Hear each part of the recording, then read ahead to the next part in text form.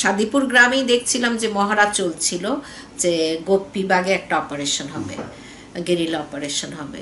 তো খসরু ভাই বললো যে ওইখানে তুমিও অংশগ্রহণ করবে আমাকে। হ্যাঁ, ঢাকার গোপীবাগে। তো 3টা টার্গেট হবে। একটা হলো ওই শান্তি কমিটির চেয়ারম্যান আর মুসলিম লীগের সভাপতি তার বাড়িতে, আর একটা হলো ফজলুল হক সাহেবের ছেলে, নামটা সবসময় আমি ভুলে যাই, ওনাকে তুলে আনবে। আরেকটা হলো একটা ওই ঢাকার আল বদর এবং আল শামসের রিক্রুটিং অফিসার, হ্যাঁ, তাকে তুলে আনবে তার বাড়ি থেকে। এটা হচ্ছে টার্গেট, হচ্ছে অ্যাটাকের এই 3টা। তো বললো যে তুমিও যাবে, মেইনলি আমাকে নিয়ে যাবে হচ্ছে ফজলুল হক সাহেবের ছেলের বাড়িতে। আমি যে দরজা নক করবো যাতে আমার গলা শুনলে আমাকে ইয়ে করে, মানে মেয়ে বলে দরজা খোলে আর কি। তো ফজলুল হক সাহেবের ছেলেকে নিয়ে আসার ব্যাপার হচ্ছে যে একটা নির্দেশ ছিল এখানে যারা যারা ইম্পর্টেন্ট পারসন, যাদের একটা ফেস ভ্যালু আছে, তাদেরকে যাতে পাকিস্তানিরা ইউজ করতে না পারে, সেই জন্য তাদেরকে নিয়ে বর্ডারের ওপারে নিয়ে যেতে বলা হয়েছিল। আর তাহলে বাংলাদেশ গভর্নমেন্ট আবার ওদেরকে ইয়ে করতে পারবে, ফেভারে ইউজ করতে পারবে। তো এটা তো আমরা গেলাম, ওটা বোধহয় সেপ্টেম্বরের 3rd উইকে হবে। আমরা গেছিলাম ওইখানে 3rd উইকে, ওই 21-22 ওই সময়টা মনে হয়। তারপরে গেলাম, মানে প্রথমে আগের দিন চলে গেল, মানে র্যাকি গ্রুপ চলে গেল। পরের দিন আরও ইয়ে, কারণ ওরা যে জায়গা ঠিক করলো যে কোথায় ইয়ে করবে, তারপরের গ্রুপে গেল হলো আরেকটা গ্রুপ গেল, মানে প্রায় 8-10 জনের একটা অ্যাটাক হয়েছিল, 8-10 জন অংশগ্রহণ করেছিল এখানে। তারপরে আমি খসরু ভাইয়ের নৌকায় আমি আর খসরু ভাই গেলাম পাটাতনের নিচে সব অস্ত্র এগুলো নিয়ে। ওইখানে ওই গোপীবাগের কাছাকাছি একটা গ্রামে একটা বাড়িতে সবাই ওইখানে মিট করলো, ওইখানে রেডি হলো। বেশিরভাগই মানে সবাই, ওরা ছেলেদের সবার পোশাক বানানো হয়েছে মিলেশিয়ার ড্রেস, অ্যাশ কালারের, মোচ টোচ লাগায় ইয়ে করে যে মিলেশিয়া মুভ করছে আর কি ওইভাবে। কিন্তু আমি ওই শাড়ি পরেই ছিলাম, ওই যে শাড়িটা দিয়েছিল ওইটা পরেছিল। তারপরে রাত্রি 12টার পরে আর কি আমরা গেলাম। পিছনে আর কি একটা বোধহয় ময়লার ঢিবি, সেটার পিছনে নৌকাগুলো ইয়ে করা হলো, 3টা নৌকায় করে আমরা গেলাম।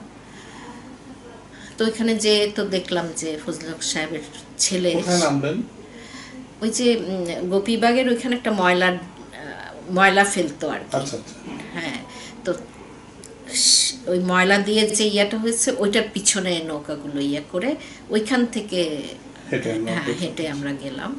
তা আমি তো ওইখানকার পিছন থেকে রাস্তাঘাট ওগুলো তো কিছুই চিনি না, ওনাদের সঙ্গে সঙ্গে গেলাম। তারপরে ফজলুল হক সাহেবের ছেলের বাড়িতে যে দেখলাম যে উনি নাই বাসায়, তো ওইটা সাকসেসফুল হলো না। তারপরে কিন্তু ইয়ের বাসায় এনার্গা একটা মারার কথা ছিল, সেটা মারা হলো, আর যেগুলো করার কথা ছিল সেটা করলো। এটা 3 গ্রুপে আর কি, 3টা অপারেশন হওয়ার কথা, 2টা সফল হয়নি। ওইটা মেরেছে কিন্তু এনার্গাটা ফুটেনি। আচ্ছা, আর এটা তো আপনি পাননি? না, ওইটা পাইনি। আর যে গ্রুপটা ইয়েকে তুলতে গেছিল, পরে খসরু ভাই ওই গ্রুপেও গেছিল, ওকে অ্যারেস্ট করে নিয়ে আসছে। তো এনে আবার আমরা যেই নৌকায়, খসরু ভাইয়ের নৌকাতেই তোলার পরে বললো ওর হাত পা বাঁধা, শুয়ে আছে রক্তাক্ত। তো আমাকে বললো যে তুমি ওকে পাহারা দাও, দেখবা ও যাতে পালাতে না পারে। তো ও গলুয়ের এক জায়গায় ওকে রাখা হয়েছে, তার উল্টা পাশে আমি বসে আছি, খসরু ভাই ভিতরে, আর মাঝি তো নৌকা চালাচ্ছে। আর 2টা নৌকা, আমাদের নৌকাটা হচ্ছে পিছনে, আর 2টা নৌকা হচ্ছে সামনে। তো এর মধ্যে মানে আস্তে ইয়ে হলো, সকাল হয়ে আসছে। তারপরে মানে হঠাৎ করে মানে এই পালায় গেল, আমার চোখটা একটু লেগে গেছে। আর ও কখন এই হাতের বাঁধা টাধা খুলে পানিতে ঝাঁপ দিয়ে পড়েছে। আর সামনের নৌকা থেকে তো ঝাপঝাপ করে ছেলেরা লাফ দিয়ে নামলো, নেমে আর ওইখানের পানিটা এত স্বচ্ছ, ও যে সাঁতার কাটতেছে মনে হচ্ছে অ্যাকোয়ারিয়ামের ভিতরে সব কিছু দেখা যাচ্ছে। আর একটু আলো হয়েছিল বলে, একটু অন্ধকার যদি হতো তাহলে কিন্তু আর ওকে ধরতে পারতো না। ওরা চারিদিক থেকে ওকে ধরে ফেললো, ধরে আবার আমাদের নৌকাতে তুলে দিল বেঁধে রেঁধে। তো আমাকে তো খসরু ভাই বললো যে তোমাকে একটা দায়িত্ব দিয়েছিল, তুমি পালন করতে পারো না। আমরা সারা রাত জেগে আছি, চোখ যদি একটু লেগে যায় কি করব। তারপরে মানে খুব থাকলাম, অ্যালার্ট থাকলাম, ওকে নিয়ে ক্যাম্পে ফেরত আসলাম। আর আমাকে পরে খসরু ভাই ওই তারা মিয়ার বাড়িতে নামিয়ে দিলেন। এটা হচ্ছে সেদিনকার অপারেশনের ঘটনা আর কি, সারা রাতের ঘটনা।